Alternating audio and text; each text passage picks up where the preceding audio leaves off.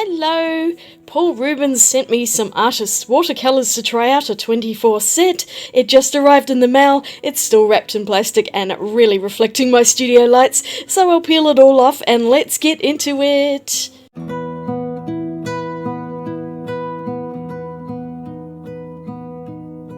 Oh, that's much better. What a lovely matte box. It feels really nice too, lovely and smooth. So as I said, they sent these to me to try out. I'm not being sponsored, so the opinions are my own, but I just thought I'd let you know that they did actually send these to me for reviewing, so I didn't have to pay for them. Woohoo! I really can't wait to see what these are like. It is 24 colours in 5mm tubes. They also have a larger 36 set. Paul Rubens emailed me saying they're the 4th generation of artist watercolours, so this is the high-end level of watercolours. I don't even know that they do anything lower than this. I've heard only good things about their watercolours. Miranda Watson at Alkali Creek Art has done numerous light-fast tests and they have held up amazingly, so I'm really excited to try these out. Let's get the lid off, shall we? There's a little booklet. I'm presuming that's all 36 colours. It looks like they come in 5mm tubes, 15mm and 60mm. Wow, that's a lot of paint. But we are going with the tiny little 5mm tubes today in this box. And there they all are. Oh, they're so pretty. They actually look bigger than 5mm tubes. But I think they are, now I've picked it up. It's definitely not a 15mm. Let's just take a closer look at the tubes. So thankfully they have the names in English on them as well as Chinese. Paul Rubens is a Chinese company, as you probably already know, but just in case you don't, because quite often someone will ask me where they come from. Yes, they are made in China, but Paul Rubens I've worked with for a while, as have a lot of other YouTubers, and they have been fantastic. I have to give it to them. They've had excellent service. So far, so good. They're easy enough to read. They have enough information on them, and we'll see all of this on the chart when I roll it up shortly. But I think the first thing I need to do is squeeze these paints out into some half pans. Oh, and one last thing, these were sent from AliExpress, but I'm pretty sure they're also on Amazon. I will link them in the description below if you want to check them out for yourself. Recently, a kind viewer sent me some watercolour paper and also this lovely tin, which is empty and is going to be perfect for the Paul Rubens today because this is designed to hold 24 half pans or 12 full pans.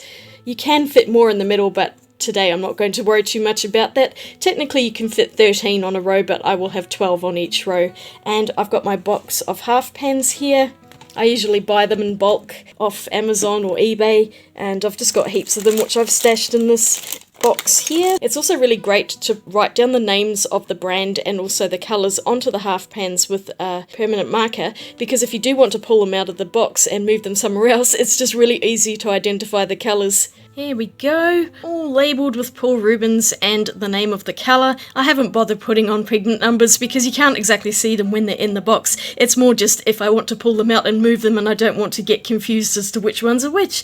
So now for the fun part, the squeezing. The paint pouring started out so well, they were coming out of the tubes beautifully with no mess.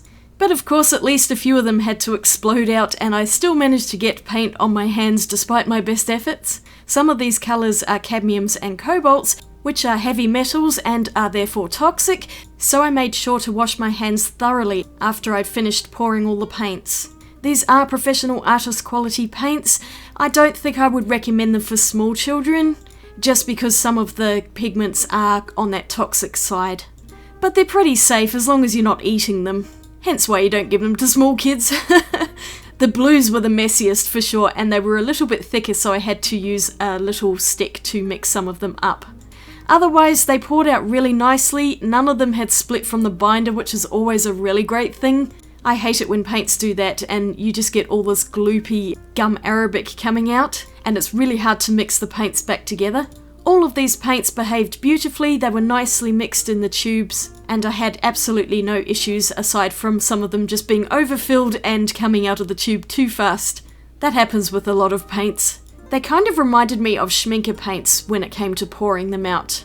But already the consistency of them is looking good, and you'll see in a while that I did leave these to dry. They set within about 24 hours or so, and here I am putting them all in the metal tins so that they'll stay nice and neat. It can be easier to let them dry first, but I have cats walking around, so they really do need to go in the box immediately.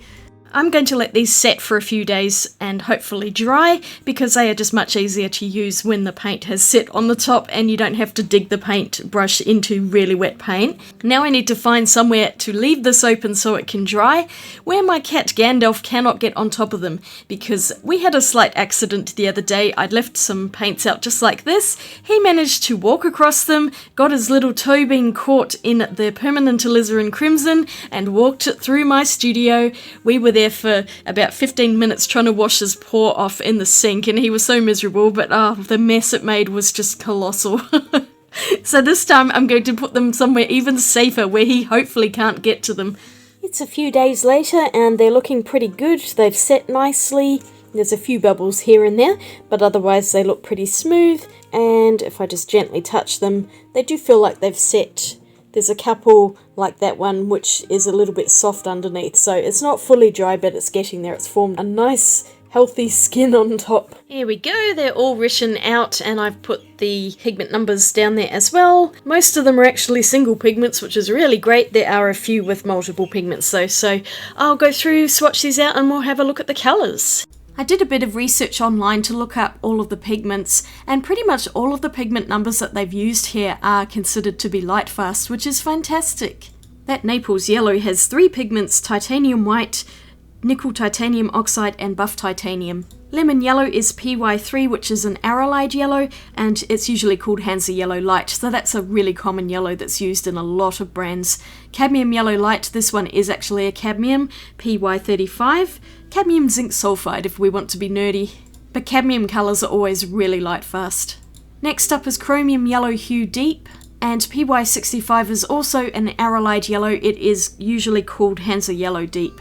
Chromium orange, PO62, is benzimidazoline orange. I think that one's usually considered really light fast too. It's a good orange, and I like it when that's included in paints. Another cadmium here, the cadmium red light, PR108.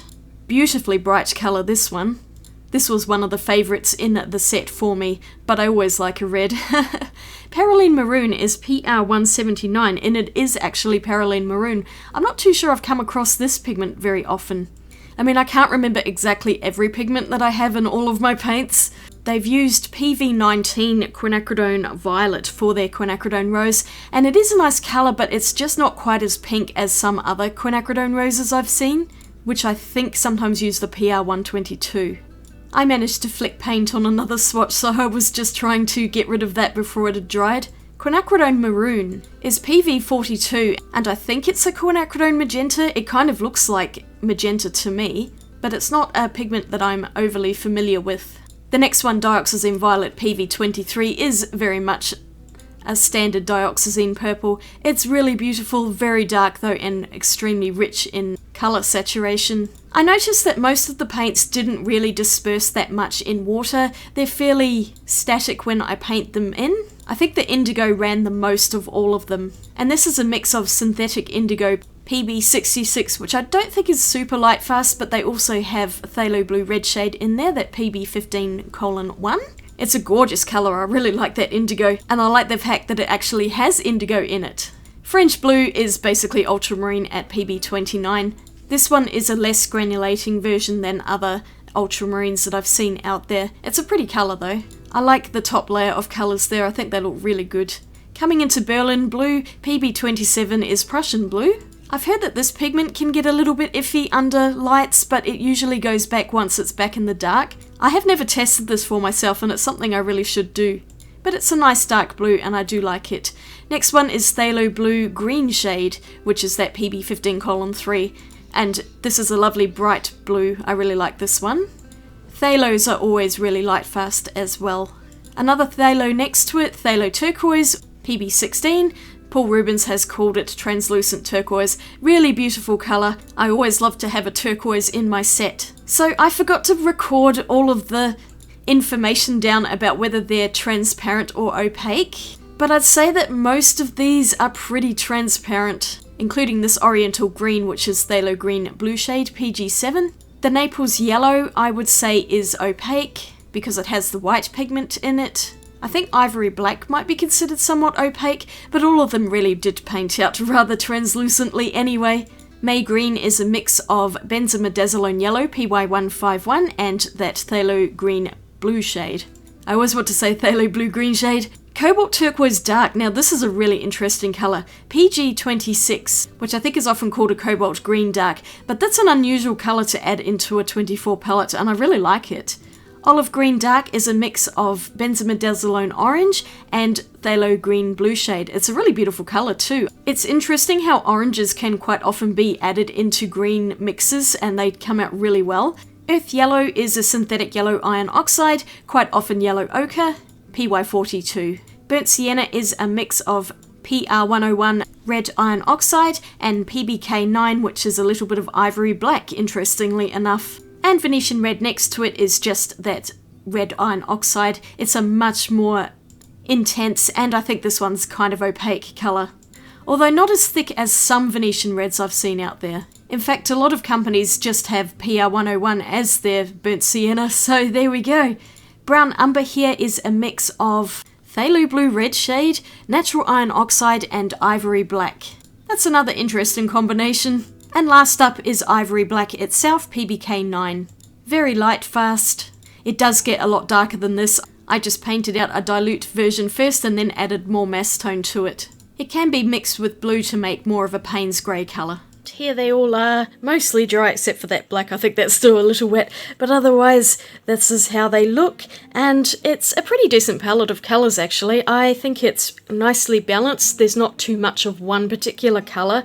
Maybe one too many yellows, but I don't think it's too big of a deal. These two are quite similar, so perhaps one of those could be swapped out for something else. I really like the fact that there is no white in here. I'm much happier to have a Naples yellow instead of a white. The Ivory Black is fine. I do tend to use black quite a lot in watercolour paintings, so for me that's okay. Otherwise, they're fairly standard sorts of colours that I would expect in a palette of 24. One of the standouts and unusual pigments is this Cobalt Turquoise Dark, which is a cobalt green chromium, I think, and that's quite a nicely granulating one, as you can see here. The indigo does indeed have some indigo in it. That PB66 I'm pretty sure is a synthetic indigo. They seem to work just as well as any other artist grade watercolours that I've tried, but I guess I need to do a painting to see how they really behave, so let's do that next. I did two paintings on this page. The first one is a seal, and I'm wetting the whole page so I can paint over a nice wash, which is basically the water. I really wanted to use that Cobalt Turquoise Dark, so it's a combination of that, some May Green, and also the translucent turquoise. I left that whole thing to dry, and now I'm working on the second painting, which is a seahorse. These two pictures are not in scale, otherwise I'd have either a very small seal or a very massive seahorse. In this painting I tried to use as many colours from the palette as possible, and I'm going straight on with the paint onto the dry paper and then adding in extra layers wet on wet after that so that other colours can run into the first colour. As you can see with the dark brown going in with the greens. It's a sketchy little painting, but I do quite like how this one turned out as well. It's a lot more colourful than the seal is going to be, which is only maybe 4 or 5 different colours and very much a limited palette. I found that the paints behaved really well, and they are definitely professional grade. They're nice and transparent, there's no chalkiness to them, and the combination of colours within the palette worked well with each other. Most of them are fairly common, but this Cobalt Turquoise Dark is quite an interesting and unique colour that I haven't seen very often. I mixed it with some of the Ivory Black to mute it down even further, and it worked really well for the seal in the shadowy areas, and then I used a contrast of the bright May Green for the light areas, actually staying fairly closely to the reference photo when it came to the colours. That's what prompted me to choose this picture in the first place, as well as the fact that the seal is just so cute and I really wanted to paint it. The colours dispersed nicely in water, really evenly on this cotton paper, and I was able to get natural transitions between shadows and highlights on the seal. I'm leaving that layer to dry and then I'm going back to the seahorse. I went with all the really bright reds and oranges in the background along with the purples and blues, pretty much just trying to use all of the colours. It's a relatively abstract background, insinuating that there are corals and other interesting rock formations and kelp within the water. I really like all of the colours, and the indigo in this set is lovely. It's nice and deep, and I painted that a bit more up the top. I'm going over everything with another layer just to add in more vibrance. And these paints layered well on top of each other. Now I'm going back to the seal to paint in the details, its eyes and nose area, using a black that I mixed up with the ivory black and the indigo, which makes a really deep black. Overall, I really like this set of Paul Rubens watercolours. They're excellent quality. I would recommend them for both beginners and more advanced artists.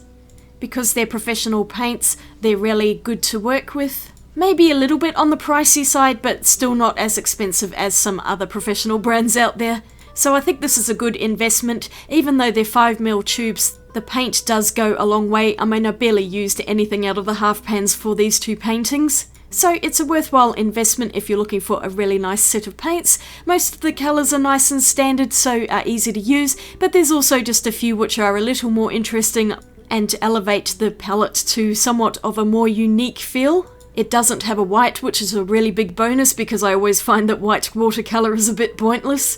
And overall, yes, I would definitely recommend this set of paints.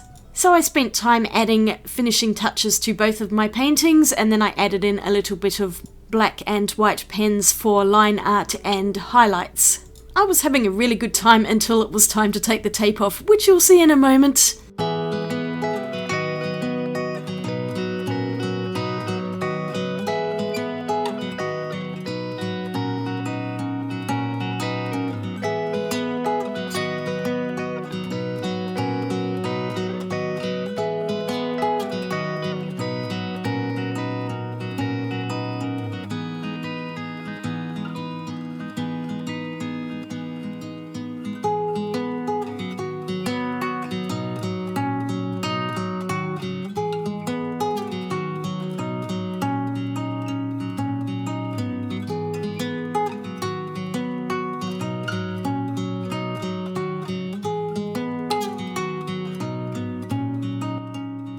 I may as well have not put tape on because the paint ran all underneath it. I've mentioned it a couple of times in my recent videos that the Etch a Sketchbook paper is disintegrating around the edges, the sizing's just gone bad, and the tape just didn't work properly. Except for that middle part, that's not too bad, but even there are a few areas where the paint ran under. Definitely not the nice crisp edges I was hoping for.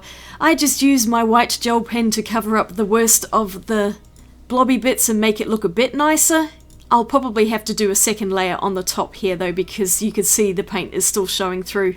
It did help a little bit, and it's not quite as messy, but yes, I was a little disappointed that the tape did not work. Generally, I don't bother with it because I really hate it when it does that. Never mind, I got two paintings, and I'm happy with how they turned out. Well, aside from that mess, I'm actually really happy with how the paintings turned out, especially this one. It's so cute, and I like how the colours have dispersed in the background really well. That cobalt turquoise is a really nice underlayer on this, and it also mixed well with the black too. This one's kind of a cosmic seahorse. I don't really know what it is, but I do like the colours. They blend in well with each other, and I think that the overall palette that comes in this 24 set is really nice. Love that indigo, it's gorgeous. And I also really like the French blue. The Dioxazine violet's a very deep one and it's hard to get it to go light. I like the cobalt turquoise. Oh, all of them are really good, really. I like that cadmium red too. But it's a nice palette. There's lots of colours. You can do quite a lot with it. And the paints themselves are really lovely and high quality. And now I have the fun job of cleaning up my desk. There are brushes everywhere. Thank you so much for watching this video. I hope it was helpful, and I hope you enjoyed seeing how these Paul Rubens paints worked out. I think they're really excellent. I recommend them. And thank you to Paul Rubens for sending me out this paint set to try. I really like it. So if you enjoyed this video, I'd really appreciate a thumbs up, and you might want to click that subscribe button for more videos. And here's another couple of videos that I've made if you want to check those out just up here. So I will see you all again really soon in my next video. I hope you're having a great day out there. Swatch you later. Bye!